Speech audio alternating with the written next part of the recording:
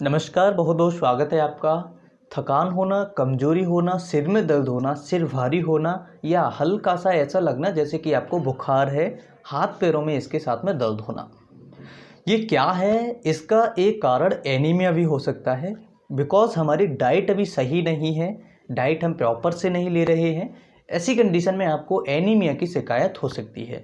अब ये एनीमिया क्या है और ये क्यों होता है, इसके कारण हम इस वीडियो में और इसका इलाज भी इस वीडियो में हम समझेंगे। दुनिया की 30% पॉपुलेशन इस एनीमिया से परेशान है, जिसमें से 600 मिलियन ऐसे लोग हैं जो केवल आयरन डेफिशिएंसी एनीमिया से परेशान हैं। अब आयरन डेफिशिएंसी एनीमिया क्या है, इसके बारे में हम डिटेल में समझते हैं। आयरन डेफिशिएंसी एनीमिया यानी कि जब हमारे ब्लड में आयरन की कमी हो जाती है, तब इसे हम कहते हैं आयरन डेफिशिएंसी एनीमिया। हीमोग्लोबिन की जो नॉर्मल वैल्यू होती है वो मेल और फीमेल यानी महिलाओं और पुरुष में दोनों में अलग अलग होती है और बच्चों में भी अलग होती है। महिलाओं की अगर बात करें तो ये 12 से लेकर के 14 होता है, और यहीं पुरुष की अगर हम बात करें यहाँ पर तो 12 से लेकर के 16 तक होता है। कई ऐसी कंडीशंस होती हैं जिनमें महिलाओं में आयरन की डेफिशिएंसी ज़्यादा होती है, उनमें खून की कमी ज़्यादा होती है, इसको भी हम समझेंगे। अब हम समझ लेते हैं कि जब आयरन की कमी होती है तो इसकी वजह से क्या क्या लक्षण आपको हो सकते हैं। सबसे पहला लक्षण है बहुत जल्दी थक जाना। जैसे आपने थोड़ा बहुत काम किया और आप जल्दी से आपको थकान आ जाना। इसके साथ में सांस फूलना, जैसे आपने 2-3 बार सीढ़ियाँ चढ़ी और आपको बहुत जल्दी सांस फूलने लगे और जल्दी जल्दी से आपको सांस या दिल की तेज़ धड़कनें हो जाएं। इसके साथ में सिर भारी होना, इसके साथ में सिर में दर्द भी हो सकता है। इसके अलावा बहुत ज़्यादा कमजोरी आना, हाथ पैरों में दर्द होना, भूख कम हो जाना और आपका वज़न धीरे धीरे गिरते जाना, ये कुछ लक्षण हैं आयरन डेफिशिएंसी एनीमिया के। कई ऐसे मरीज होते हैं जिनको बहुत जल्दी चक्कर आना स्टार्ट हो जाते हैं। अब हम समझ लेते हैं कि इसके कारण क्या है। सबसे पहला जो कारण होता है वो होता है कि हो सकता है किसी मरीज का खून टूट रहा हो, यानी कि कोई उसको ऐसी बीमारी हो जिसकी वजह से खून टूट रहा है, जैसे कि मलेरिया में अक्सर कई ऐसे मरीज होते हैं जिनको खून की कमी हो जाती है। दूसरा कारण होता है कि हो सकता है आप घर पर ही जो डाइट ले रहे हैं उसमें आयरन की कोई डाइट नहीं है, जैसे पालक, हरी सब्जियां वगैरह।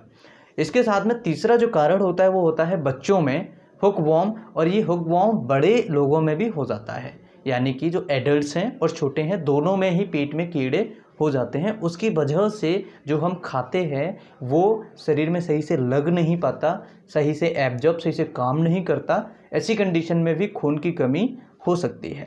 इसके अलावा जो पांचवा कारण है मेंस्ट्रुअल साइकिल, जिन महिलाओं को मासिक धर्म होता है उनमें भी खून की कमी रेगुलरली होती है। हालांकि ये डाइट के थ्रू बढ़ भी जाता है, तो घबराने की इनको ज़्यादा ज़रूरत नहीं होती। इसके अलावा पांचवा जो कारण होता है वो होता है ब्लीडिंग। हो सकता है आपको कहीं ऑकल्ट ब्लीडिंग हो रही हो, यानी कहीं छिपी हुई ब्लीडिंग हो रही हो, जैसे GIT की ब्लीडिंग है, यानी कि आपके पेट में जो आते हैं, पेट है वहाँ से अल्सर है वहाँ से ब्लीडिंग हो रही हो और आपको पता नहीं लग रहा हो।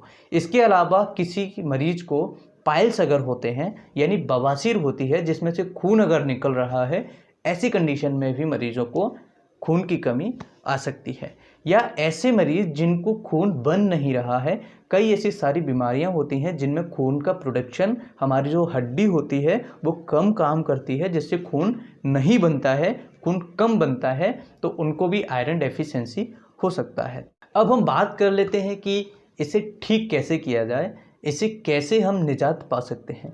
सबसे पहले हम बात करेंगे मेडिसिन के बारे में। कुछ ऐसी मेडिसिन जो आयरन डेफिशिएंसी एनीमिया को ख़त्म करती है। सबसे पहली मेडिसिन है फेरस सल्फेट। ये मेडिसिन 2 टाइम या 3 टाइम आपके डॉक्टर्स दे सकते हैं, और ये कम से कम 4 से 6 महीने तक आपको कंटिन्यू दे सकते हैं। कंडीशन के अकॉर्डिंग ही आपको दी जा सकती है। कम खून है, कितना कम खून है उसके हिसाब से आपको फेरस सल्फेट की मेडिसिन दी जा सकती है। इसके अलावा अगर फेरस सल्फेट से पेशेंट रिकवर नहीं होता या फिर उसको कोई परेशानी होती है, उसको सही से आंतें उसकी सही काम नहीं कर रही हैं, तो दूसरी मेडिसिन इसकी जगह पर दी जाती है जिसका नाम होता है फेरस ग्लूकोनेट। इसका डोज भी बढ़ा दिया जाता है या फिर सिचुएशन के हिसाब से इसका डोज कम भी किया जा सकता है। इसके अलावा अगर पेशेंट्स दोनों से ही रिकवर नहीं हो रहा हो या फिर ऐसी कंडीशन हो जिसमें मरीज को टैबलेट्स से आराम नहीं मिलेगा, तो वहाँ पर ऐसे मरीजों को आईवी दिया जाता है, जिसे हम कहते हैं आयरन सुक्रोज।